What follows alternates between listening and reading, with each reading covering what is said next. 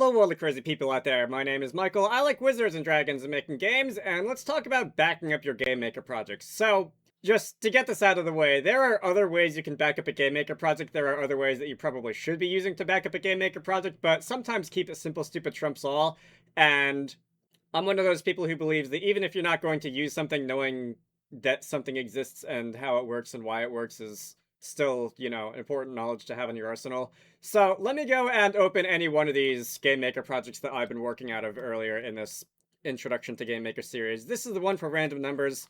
This is the one where we just run around spawning objects with random properties. The contents of the project aren't that important. I'm going to go into the menu bar, drop down to Export Project, and you have two options. Export as YYZ and Export as Template. I have been using GameMaker for 16 years, and I have no idea what export as template is for, so I'm just going to ignore that. And we're just going to go click on export as YYZ, and this is going to allow us to save tutorial project-random numbers.yyz to a particular folder on this computer. And this is it. This is the backup file. So I'm going to take a moment to talk a little bit about the structure of a GameMaker project on your actual computer on the disk. So far in the series, I've mainly not been worrying about this. I've mainly been going and, opening up my GameMaker projects through the little launcher that appears when you start the IDE. And that's fine, but if you actually go to where the project is stored, and you can either navigate to it yourself on the computer, or you can go help open project in Explorer, and this will open the folder that the project lives in. So if you look at the structure of the folder where the project lives, you have the main file, which is tutorial project-random numbers.yyp. You have a resource order file.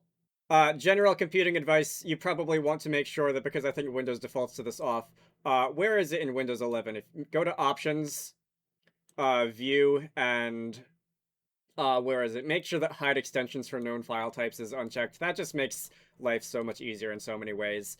But you have these two files. You have a couple different folders for things like objects, which contains information about your objects. So the actual code in the GML files on the .yy, which is basically metadata. You have the same thing for sprites. You have the same thing for rooms. And a GameMaker project is itself composed of many different files.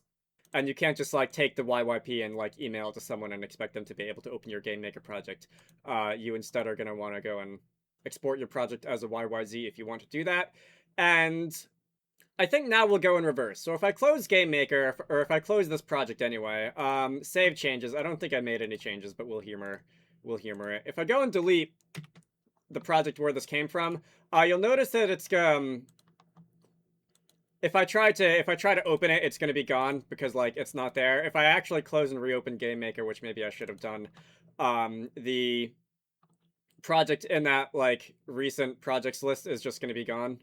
However, if I want to reload the backup of the project, I have a couple of options. So one, by default, Windows should associate the YYZ file extension with GameMaker when you install GameMaker, and as such, if I double-click this, it's going to open up a new window of GameMaker, and it's going to basically give us a save as dialog, which is going to allow us to extract the contents of the project, and it's going to give us back what we started with. So, here's the player step event, here's the player create event, and so on. And if I look at Windows Explorer, we'll see that the folder is back, and the project has been extracted. The other thing you can do, and I'm going to go close out of that, I'm going to delete the project folder again, is you can go and click the import button on the GameMaker start screen, and that is going to allow you to select a YYZ that you want to open, and then from there it's going to do the same thing. It's going to extract all the files. It's going to recreate the project structure on the disk. And you also totally are just allowed to on Windows, for example, right-click, go to new compressed folder, and you are totally allowed to just say backup of the project or whatever. And you can just go and why? Oh, it's probably because the data files folder is empty and Windows doesn't like adding empty folders to a zip.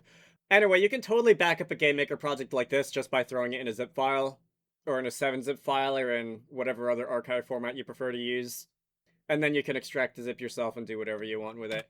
Those of you who have been on computers for a while might be aware that zip files are kind of a curious thing because it's become pretty common for like archive formats of particular programs to just like be zip files in disguise.